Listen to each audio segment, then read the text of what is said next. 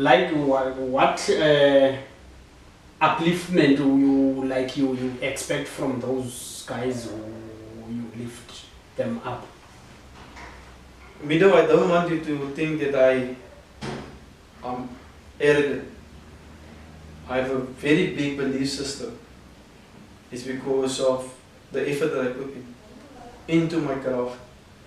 In everything that I do, it's not just that I do it because I've done it yesterday. I put a lot of effort in, a lot of commitment in, a lot of hours in. So, for me, was always try to get to the top. Not just because of personal glory, but if you look at our domestic game and you watch one of our Premier League matches on TV, and then you just switch over to one of the English games, there's a huge difference. Huge difference in terms of how we even play the game. So for me it was always about trying to get the game as close as possible, quality, to how the world see football. Not how we as Africans see football. Because if you look at the standard, when we sent a team now recently to the Club World Cup, Mamelodi Sundowns, our best team, probably the best team in Africa, we can say they played well, but they were not good enough to win the tournament. So for me that was always about, when are we Africans going to say that we can have a World Cup winner? We can have a Club World Cup winner. We're going to say, again, not just Nigeria that won the Olympics, but we're going to have multiple Olympic men or female winners. When are we going to say to ourselves that we have 54 associated members? Europe have 55, we have 54. So what makes it the difference between we Africans and the Europeans and the South Americans and North Americans? For me it's the mentality. How we compromise what we currently are doing. What do I mean compromise? We are satisfied even if we finish third in the African Chain tournament. By saying, no, the team played well, we are happy, but we didn't even go to the next round. So those small things that I say I can make a huge difference in terms of how I see the game, because I'm not satisfied how we are progressing as a country.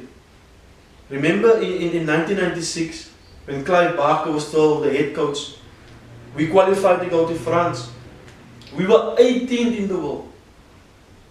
We are ranked now in the 50s, almost the 60s. But still we are saying, no, we are happy, we have good facilities, we are hosting every tournament that the world wants not to want to host. We are hosting it. And then we can't even go out of the group.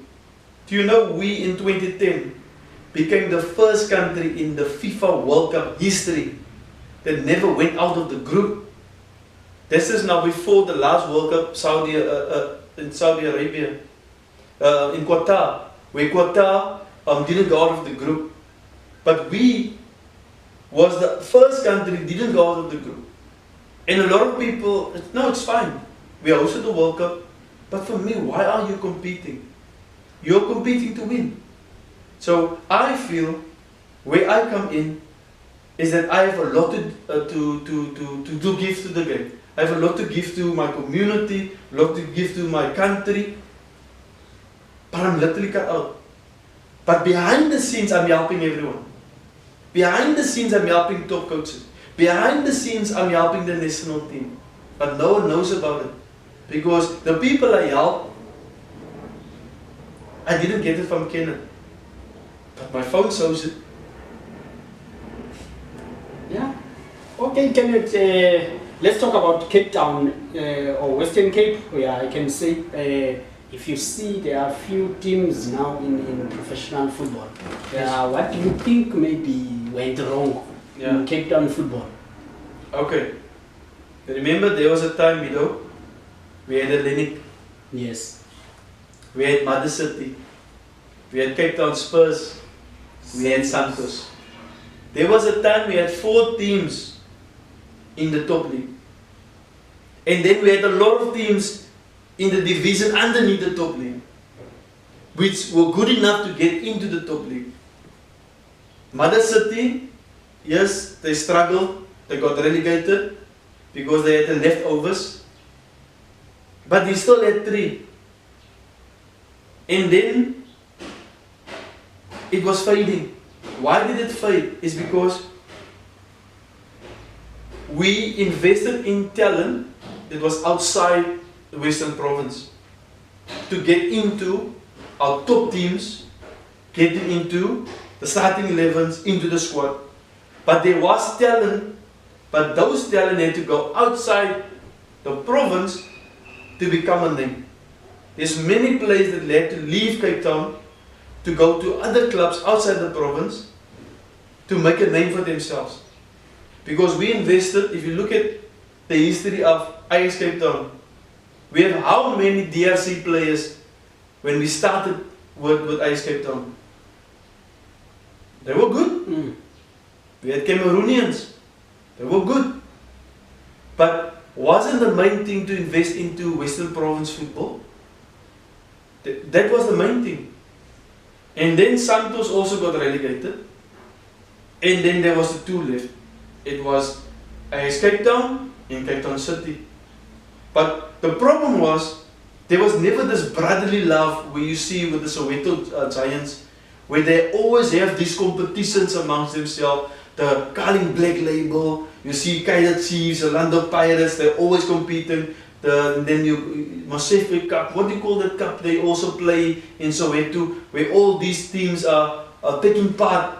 No, we never had these things where Cape Town City, Ajax Cape Town, maybe a Santos, maybe a Milano, maybe all these big teams back in the day just come together, have like a mini league, mini tournament that all Cape Townians just go to the Greenpoint Stadium, go to Eklund Stadium, just to say to yourself, look here, these teams are taking part into a local tournament. No, everyone is divided. Now currently we have Stellenbosch. Stellenbosch, well done to them. But they are operating completely on their own. They operating completely on their own. Yes, there was a thing back in the day when I was at Ajax, that there was a story that Supersport United was merging with Stellenbosch, and then they were having a gig, and then things were developing, and then you remember those people also came to Vesco da Gama. Vesco got into the Premier League, and then they wanted to take the team to Stellenbosch. So it was always taking the team up. So currently now, if you look at the area between Paul, Stellenbosch, and you look all the way to where we are currently at, till Sea Point, it's an open vacuum. Where's everyone going? Where's the players going from Langa, Kugule to Khayelitsha, Elsies River, Boesevlywes, Eerste River, Valhalla Park, Heideveld, Hanover Park? Where's all these players going to? They have nowhere to go. The only place where these players are going to, they're going to the 4th tier, that's the 3rd tier, and if they're lucky, they go to the 2nd tier. And where these players are getting lost, some are being used to be under 21 players in a certain tier. Some of them are being used to be under 23 players in a certain tier. And if they are above 23, gone. Then they are the ones smash and grab, take phones, take something from someone, because some of them, they don't even have a job. Why don't, you're going to ask, but why don't they go and work? It's because they invested all their youth, all their previous years into football. So some of them had bad education background. Some of them had to drop school because they had to be on training. Some of them were by a good academy, hopingly football is going to be the #1 thing. So now they have no education, they have no background to fall back, they don't even have a second passion, they don't even have a second skill.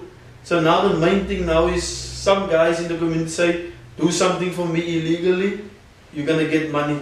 Now they do it because they are desperate. How many of our talented players are in prison today? And that is why I'm fighting for these players. But currently I feel I'm fighting alone.